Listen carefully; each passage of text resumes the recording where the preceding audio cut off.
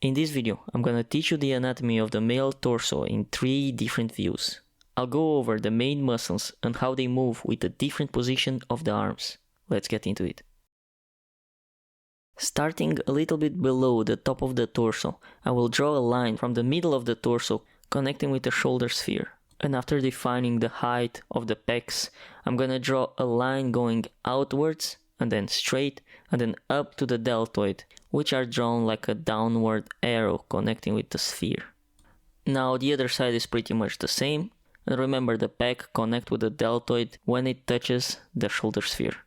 Right here in the example that I drew, the left pectoral seems a little wider than the right, but that's normal because the character is not facing directly in front.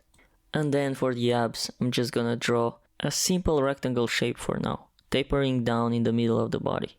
Here I'm just creating some basic anatomy for the arms and then cleaning up the underdrawing so that we can clearly see what's going on here. Now here, connect the deltoid with the top of the clavicle in a more slanted way, and that will be pretty much the separation between the pectorals and the deltoids.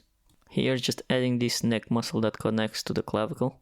Now just below the pecs, you have the lats, which are back muscles that are a little visible in the front, and this is what I call the wings of the back. This is the muscles that make you look a little bit wider on the upper torso. And connecting to the lats, you have the serratus, which look like arrowheads. Now before connecting them to the abs, let's draw the abs just like a chocolate bar, with some variation to its form, and the upper bars are thinner, while the lower are thicker, and we'll add one last bar below the first 6.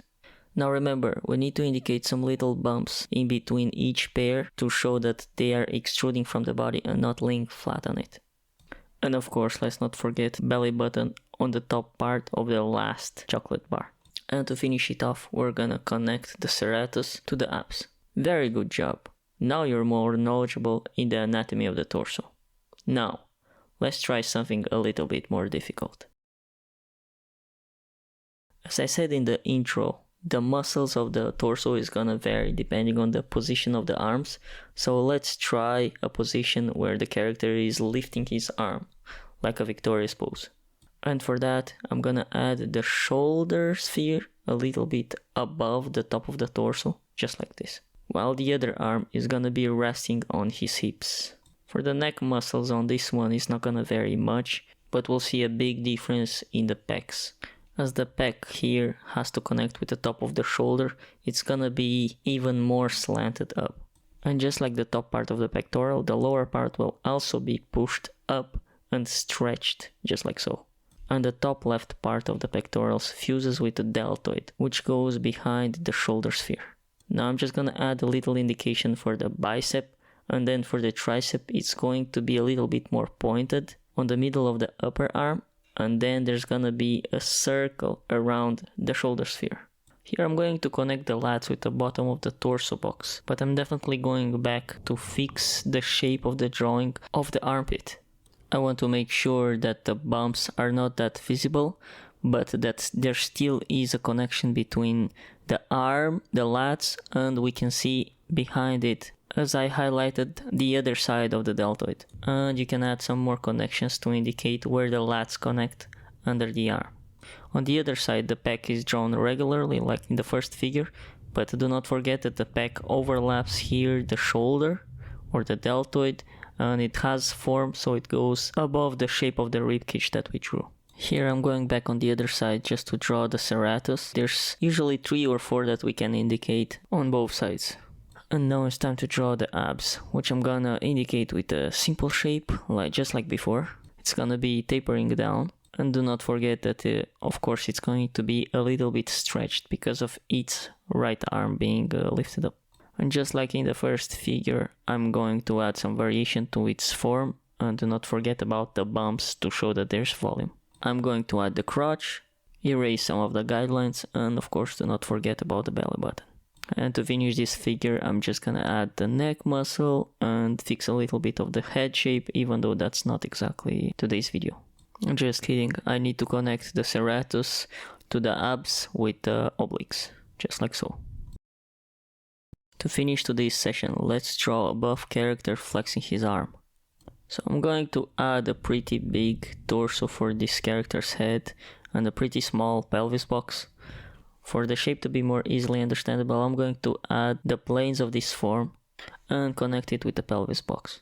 The first arm I'm gonna connect it in a neutral position, but the second arm I'm going to make it a little bit above the torso box. The arm's gonna look a little bit shorter while it's flexing, since both parts of the arm are going to fuse into one another because of the bending.